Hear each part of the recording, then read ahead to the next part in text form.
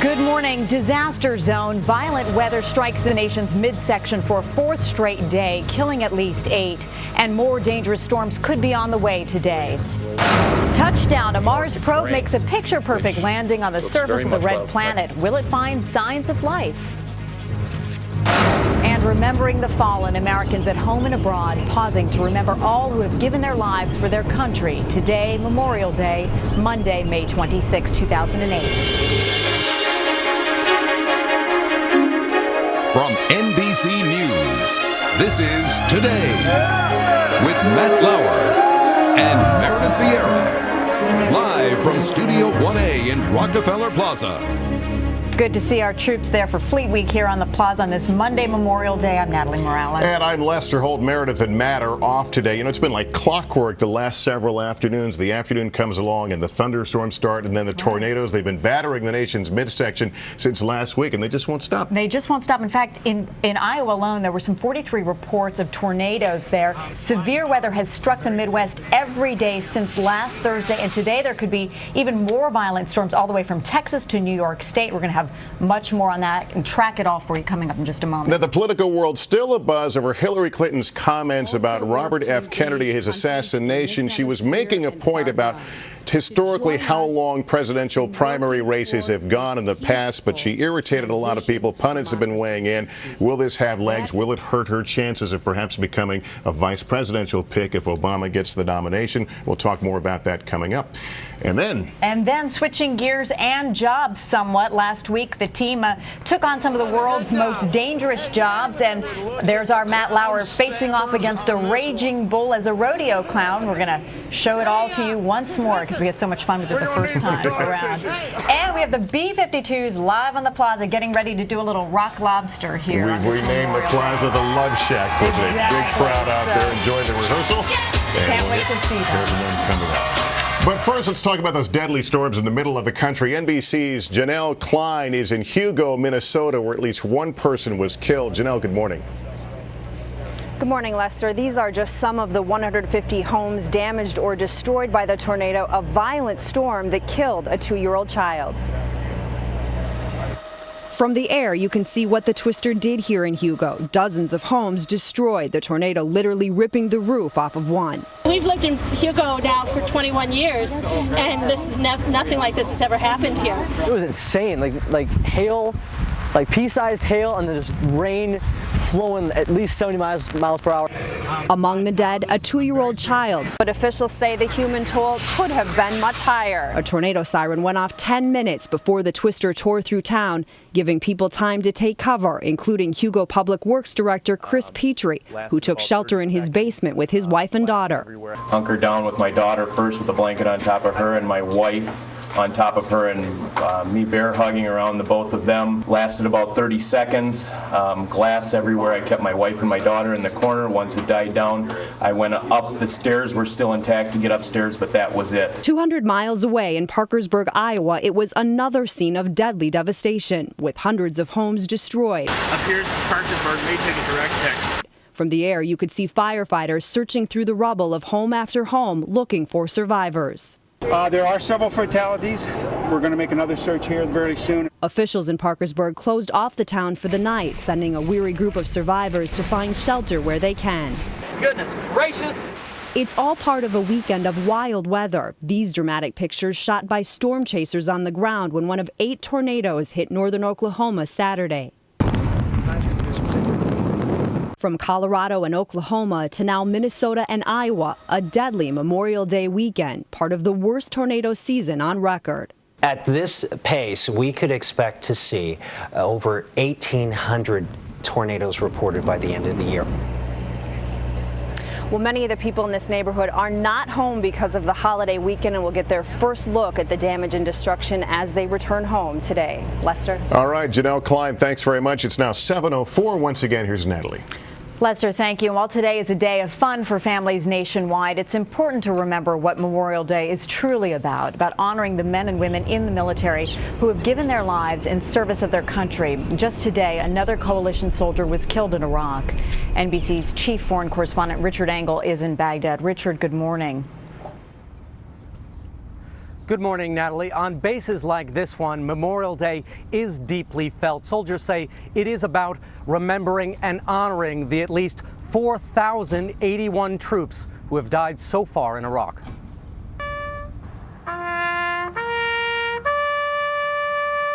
At a somber ceremony this morning, flags were lowered, and a helmet and empty boots were a solemn tribute to American soldiers who have died in the war. We really honor on this day America's broken hearts. At a church service on a base in Baghdad, more prayers and reflections. It's about remembering those who have paid the ultimate sacrifice. Chaplain Jim Carter has been to 50 memorial services for fallen soldiers in the past 6 months and comforted their units. What I say is that we're there for you, we love you, we appreciate you, and we as fellow soldiers understand the grief and the sacrifice. And few understand that sacrifice as much as the troops in Baghdad's Sadr City, where they fought Shiite militias earlier this month in heavy gun battles. After a gunfight, Lieutenant Galen Peterson sits in his quarters and responds to letters from school children back home. Today is Hero Day, which is why I'm writing to you. I choose you to be my soldier hero. I'm sure everybody you know is very proud of you and the things you do. Tessa. He says the letters help him cope with the war and loss. It feels really good to write to people, just to stay connected with, sanity. Peterson also keeps close by the program of the memorial service for 2 fellow soldiers, Staff Sergeant Michael Elledge and Sergeant Chris Simpson, killed earlier this year by an EFP, a roadside bomb. They're not coming back off the plane with us.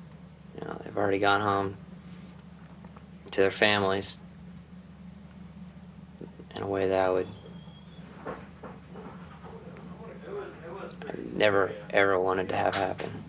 Even now, Peterson has trouble describing what happened on that day. It was an EFP. It was one of those deals where it wasn't a chance in the world of seeing it and nothing we could have done about it.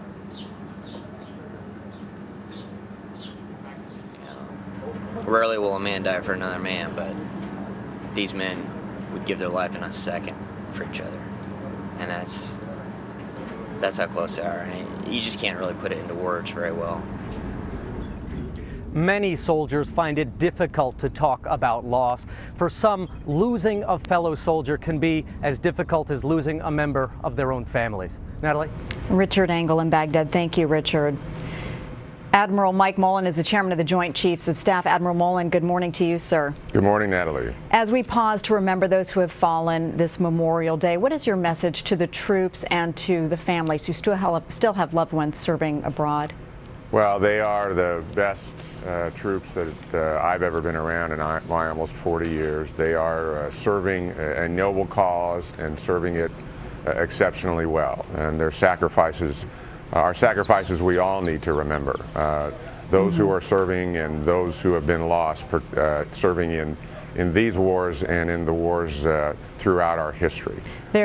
Go ahead. I was going to say there are still more than 150,000 U.S. troops on the battlefield in Iraq today, and General Petraeus told Congress last week that he expects there will be more troop drawdowns by this fall. Is that a sign that things are beginning to wind down, sir, in Iraq?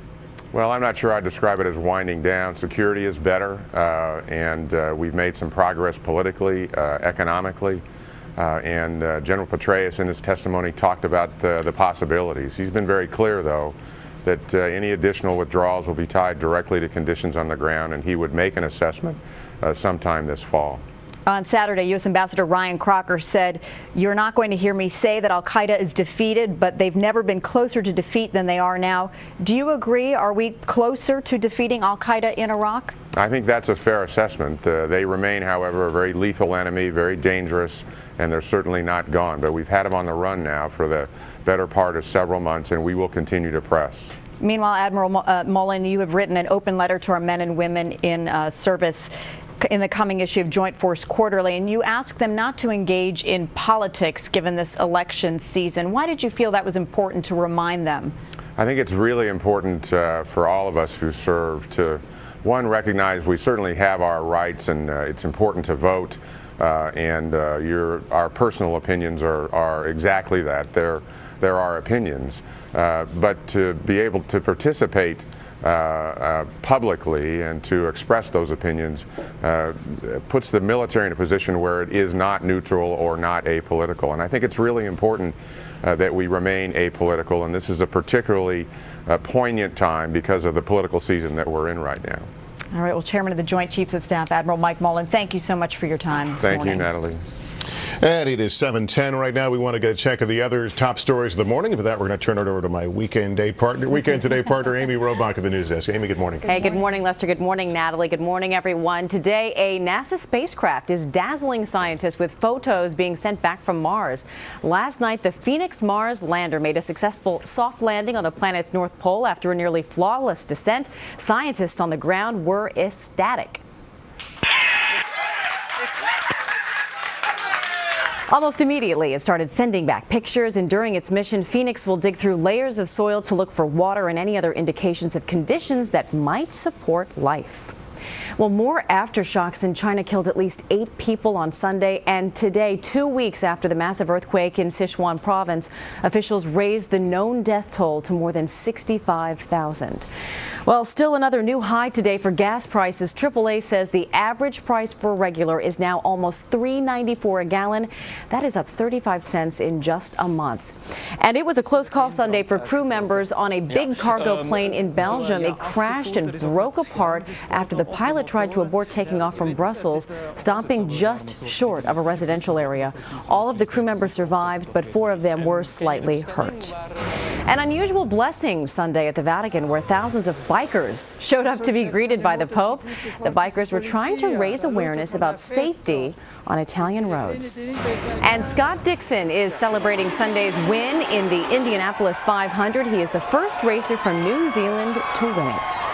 It is now 7:12. Back to Natalie, Lester, and Chris. Record crowds, by the way, the biggest in 10 years. I was sorry to see Danica Patrick didn't get as far as they had hoped. She got bumped out of the race. I know. She started marching off toward the other pit area during that, but was led away. For her, Understand her frustration, though. Thank you, Amy. Let's get a check of our Memorial Day forecast. Looking gorgeous if you're here in the Northeast, but we've been talking about a lot of rough weather in the Midwest. Right. That line of thunderstorms, severe weather continues to march itself eastward bound. In fact, the front kind of takes on a little different orientation today. It was north to south. Now it's more west to east. Places like Oklahoma City, Topeka, St. Louis, Cincinnati, Pittsburgh, Cleveland. Later on today, even towards Syracuse, New York.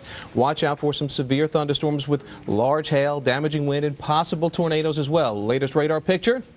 Nastiest line cutting across central portions of Missouri this morning, working its way into western Kentucky.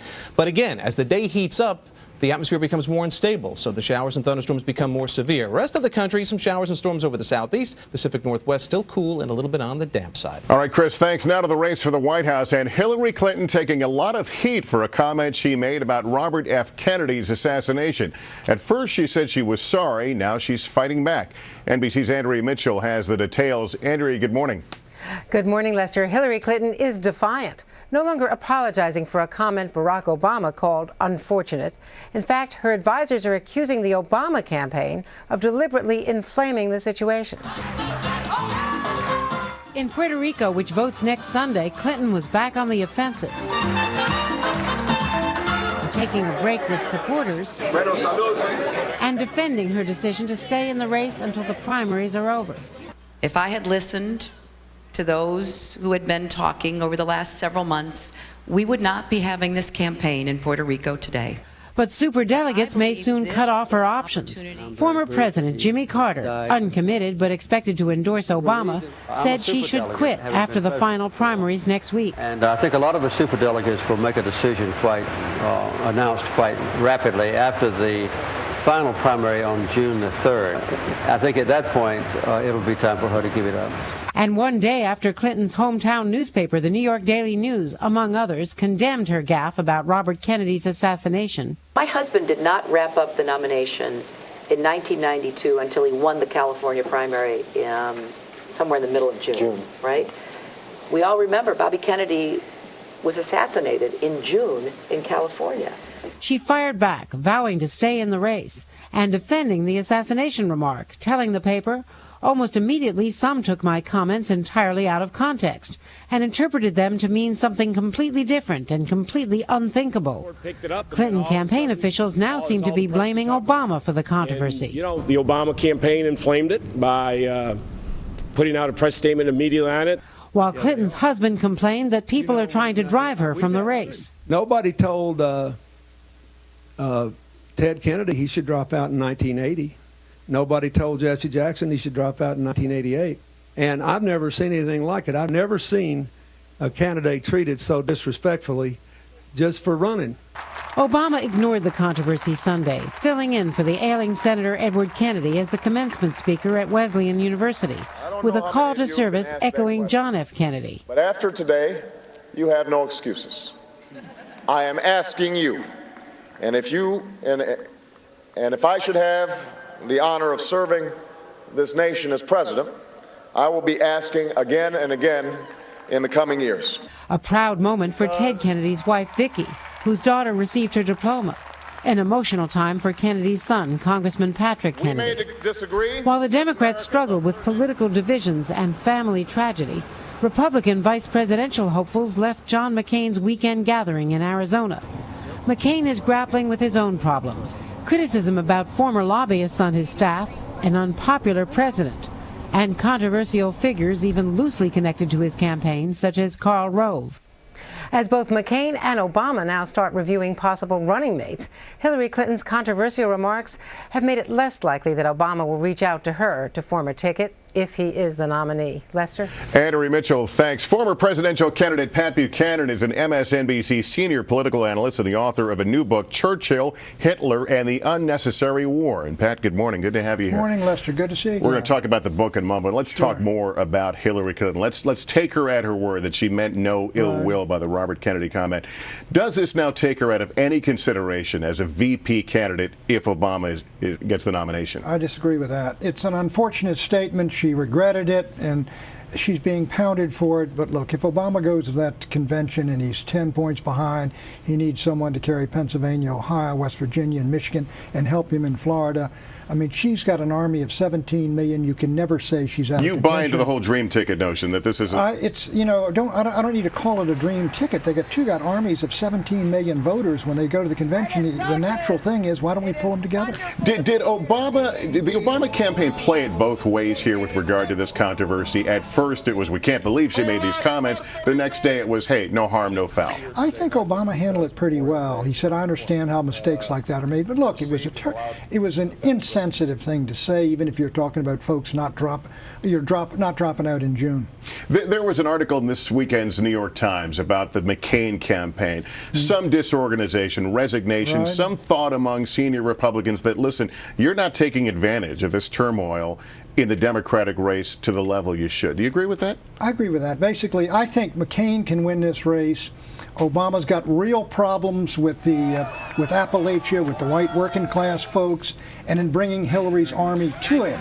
But Obama is a tremendous natural athlete as a candidate, and he can win this thing. He's got to do certain things, but McCain is not sort of moving to put this thing on ice ahead of time. So I agree with that. Let me segue to your book right now, which really gets us into where we are as a country at war right now. You make an argument that's going to be very controversial in that Great Britain was really allowed two wars to happen and kind of undid them as an empire, and that the U.S. is at the risk of the same thing. Yeah, let me just say, first, this book is dedicated to my 4 uncles, all of whom were veterans of the war in Europe, 3 of whom are dead now, 1 of whom is alive. But my argument is fundamentally this. Churchill told FDR, this is the unnecessary war right after Pearl Harbor. This deals, Lester, with the horrendous blunders of British diplomacy from 1905, but especially 1938 and 1939, that led to a war in which 400,000 Americans died, 400,000 Brits, the Holocaust, the Stalinization of Europe, all of these happened, and they need not have happened. And as I said, many are going to challenge this point. We don't have the time to go into all the historical points, but you make the leap that the U.S. is at the risk of the same thing, of kind of becoming a yesterday's superpower. We're doing the same mistakes the Brits did. The greatest mistake the Brits did, the fatal blunder, was in panic and hysteria after Czechoslovakia fell. I mean, Hitler broke apart.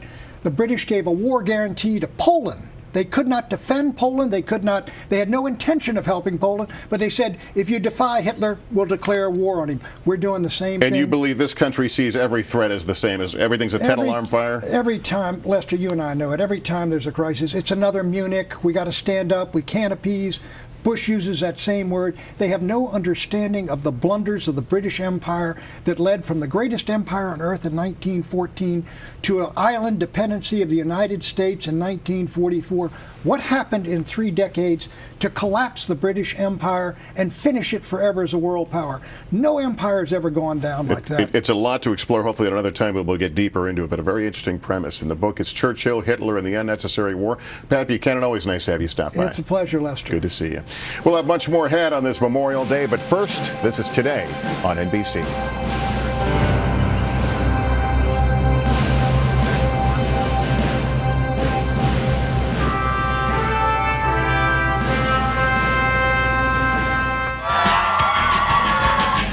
On Today, a high school student who's built a wildly successful business in her basement, all because of a bad hair day. Plus, a special holiday morning concert from the B-52s live at the Plaza. It's all coming up after your local news and weather. 7:30 now on this Monday morning, May 26, 2008. It's Memorial Day, which means we have a big crowd of folks jamming Rockefeller Plaza. And they're in for a big party when the B-52s take to our concert stage with some old hits and a new tune as well in just about an hour. But you really haven't lived until you've heard Natalie Morales sing Love Shack. Yeah, right. And bebopping. Help us all. Yes, like You're killing me here. It's been 16 years, so it's good to see them back together again. They've got a new CD out. We'll get a chance to chat with them. They've got several songs they'll be performing for us. Lester Holt along with Natalie. Matt and Meredith are off today, and coming up, Matt knows how to clown around with the best of them, but he really went all out recently when he tried out as a rodeo clown, facing off against some 2,000-pound bulls. He survived barely.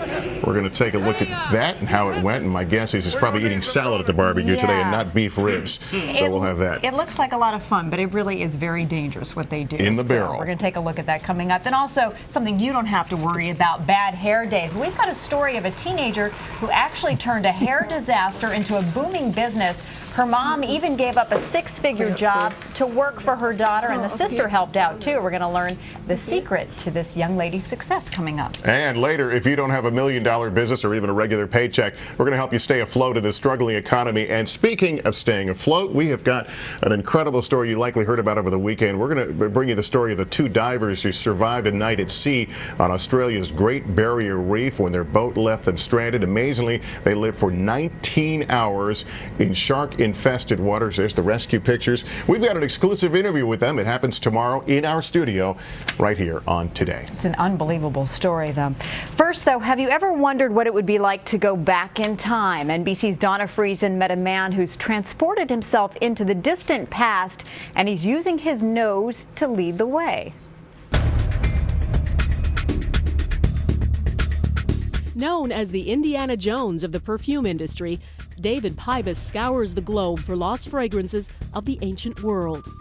It was said that the scent of perfume was the only physical thing, the smoke of perfume, that crossed the hidden barrier between heaven and earth. They are ephemeral things, perfumes.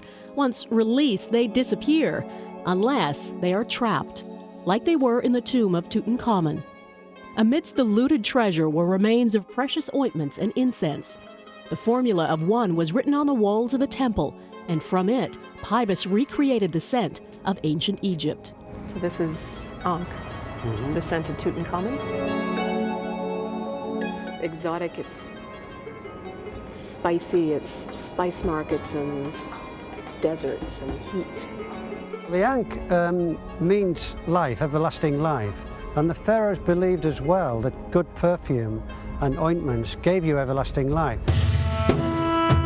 Next on his mission was Cleopatra. To capture what he thinks was her fragrance, he searched ancient temples and sacred sites. I kept seeing pictures of gods and animals and men smelling this blue lotus, and I thought there was something special about the aroma of that flower.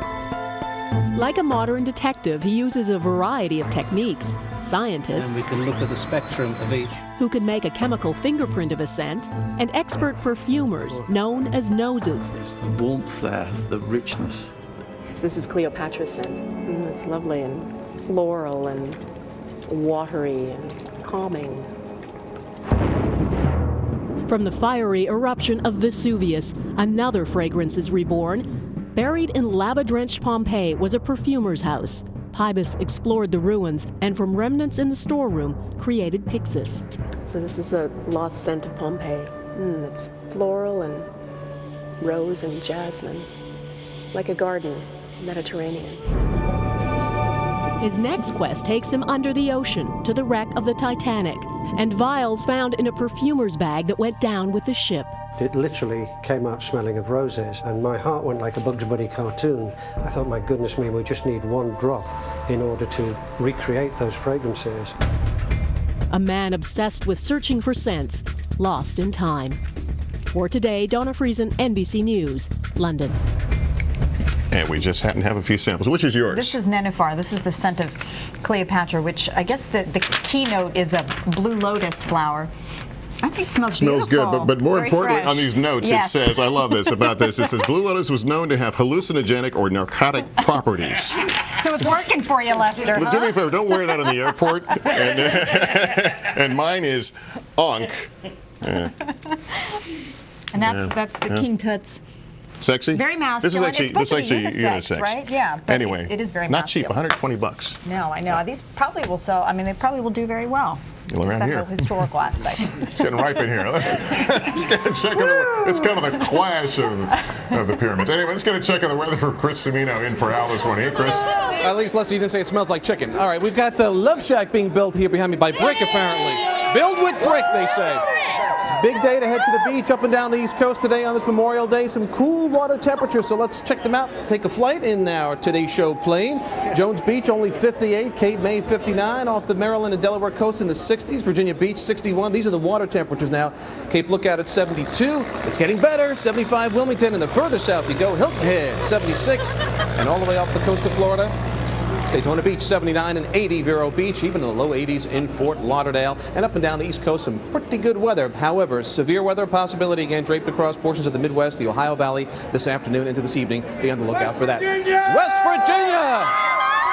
And a few other folks. That's a look at the national weather. Here's a look now at your local forecast. All right, Chris, thank you. And still ahead, a reality check on the calories you're going to be packing in at that backyard barbecue today, and we'll give you some healthy alternatives.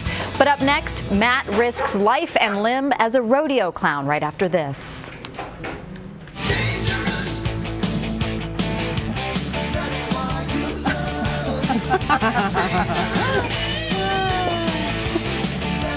This is good artwork. It is. We're back now at 7:40. All last week, Matt, Meredith, Ann, and Al tried their hands at some of the world's most dangerous jobs. We three are the cowards here. Right. We didn't have to do that. Thank goodness. Well, Matt moonlighted at a rodeo in Texas, and I'm not sure which part was riskier: the snorting wild bulls he faced down on the ring, or the outfit he had to put on.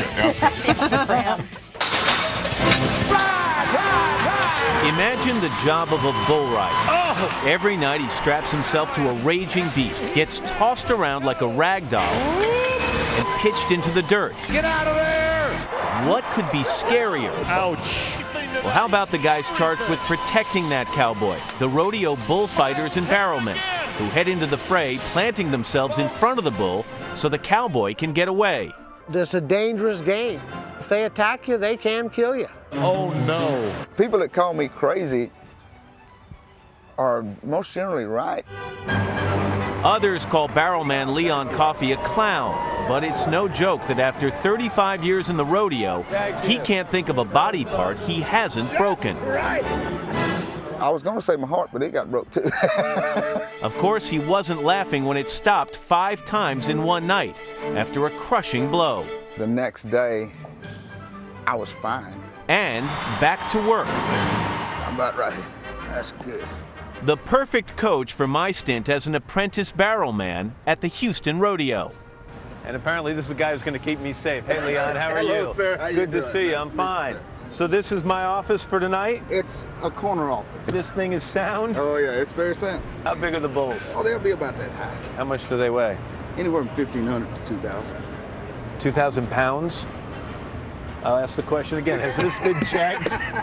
Some of the biggest injuries that happen in the barrels is a bull coming down with a hind leg into the barrel when he's bucking. Jump up, bud. Now, put your feet inside. And of course, a bull weighing 1,500 pounds, if you step on it, it can kill you. That's how you need to stay in there. And just pick it up a little bit and try to walk at 6, 7 feet. Barrel men reposition themselves according to each bull's bucking pattern, and bullfighters like Miles Hare maneuver it as a buffer. As the barrel rolls, your head's going to be at the bottom, and then it goes 360 degrees, and it's like being in a washing machine. You're going to well, don't do that too many times. I have a little inner ear problem, all right? Don't hit him very hard now, not very fast. So what does it feel like to get smacked by a bull? See, that ain't too bad. All right, back it up and go a little faster. It is like being stuffed in a washing machine and thrown down the stairs. There it is, now. Yeah, good. Okay, see, it kind of shook you loose a little, didn't it? Oh, kind of. It kind of shook me loose a little bit. But I think you're ready. Did anybody get the license plate on that thing? He's got to trust the guys on the outside. He's got to trust that I'm not going to put him in a position to kill him.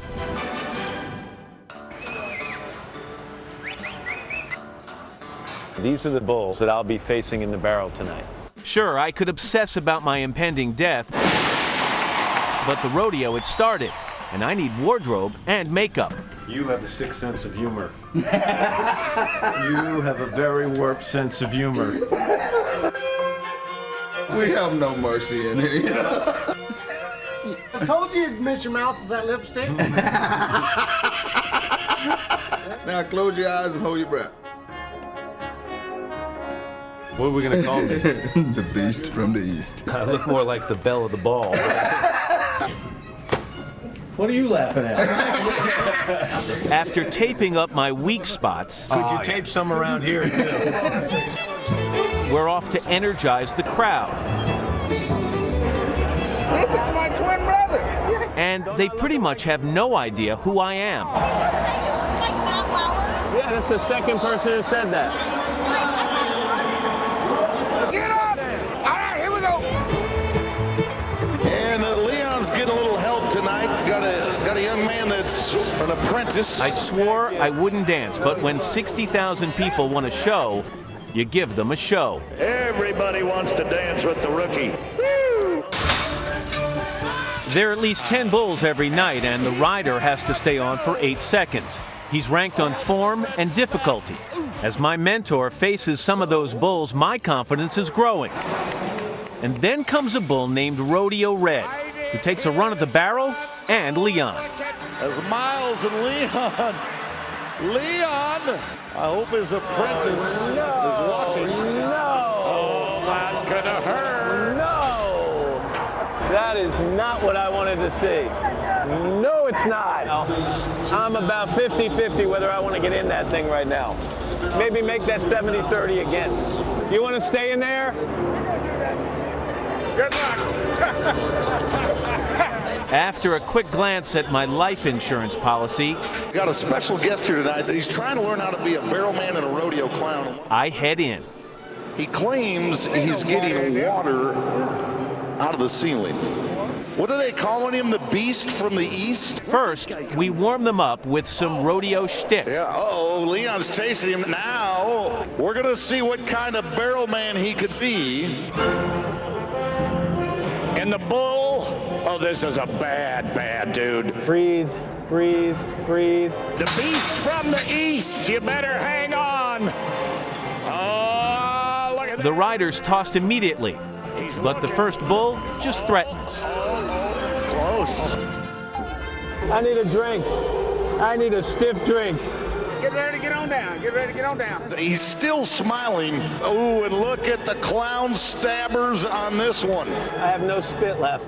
Barrel guys, be careful. I'm not as lucky with the next bull. He's lined out on something. There it is. Oh, he's by the barrel. Oh no, the Beast from the East could be an endangered species. Oh! I swear I'll never eat another burger again. Stay down, stay down. Come on, baby, he's down. He's down. He's down. You did good. Thank you, buddy. Let's walk out of here. Leon, you and the Beast come back out here. The Beast from the East is from the East, but he's not a beast. If you ever watch the Today Show on the NBC television network, this is Matt Lauer right here. I had the best time. I really did. I don't know if I'm going to come back and do it real soon, but thank you, Houston. I appreciate it. Can I give you a little, could you stand a little advice? Don't give up the day job. Matt Lauer, ladies and gentlemen.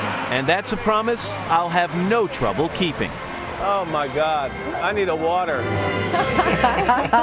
I love this. It's kind of like whack-a-mole, right? Good stuff. Oh, good job, He's Matt. fine. He survived. Nobody got hurt. No Not to anchors worry. harmed in the shooting of that Did he ever story. come out of that barrel? Not really. No, he did not. He just stayed in Duck there. for cover. That's We'll the be way back to play after it. this.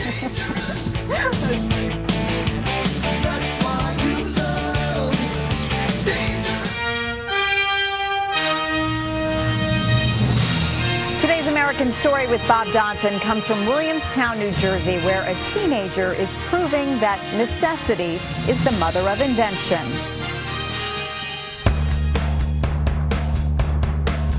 I think there's a label stuck here. Jasmine Lawrence is living every kid's dream. Oh, Lord. She gets to boss her mom. Hold the bottom up to here. April Lawrence works for her 16-year-old daughter. How's that working out? A couple of times I felt like she wanted to fire me. It began with a bad hair day. The chemicals Jasmine used to relax her curls left her practically bald. She decided to create her own recipe. And tested it on myself, my friends, my family, until I developed a hair oil that actually made my hair grow back. Using all natural ingredients. Jasmine was just 11 when she began experimenting. 13 when she went off to summer camp to learn how to start a business. When it got bigger, she came to you for some bucks. She actually had money saved up from her allowance, so it was pretty easy to trust her. I promised that I'd pay it back and I'd do my chores and whatever it takes. So Eden Body Works was born with a $2,000 loan using her allowance as collateral. Her little sister Crystal became her first employee. How you wrap this? Like a gift. I hear you had trouble with Crystal at first. She was making too much money, and I didn't like that. Crystal quit, started a line of organic candles. Now Jasmine's company markets them. I'm making a lot of good money. Not as much as Jasmine, though. At an age when most kids are lucky getting summer jobs stacking shelves, Jasmine already has 30 products on these shelves.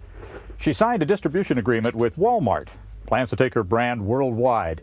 Projected profits, $1 million. I need some shoes. What color? Silver, maybe? Jasmine spends little, plows most of her profits back into the business. And I haven't checked them after I corrected them. World headquarters is still in her basement. Why is she successful when so many lemonade stands just make a nickel? She's up at 5 in the morning. I'm still asleep. I have about 9 or 10 alarms on my phone that go off periodically. One to tell me to wake up, one to tell me to really wake up. For her 18-hour day. Of course she makes straight A's, shines in engineering and math. How do you explain all this to your boyfriends? No boyfriends. They really can't handle that I don't have a lot of time for them. Too busy tutoring kids in spare moments. Sign it up. As a boss, how generous is Jasmine?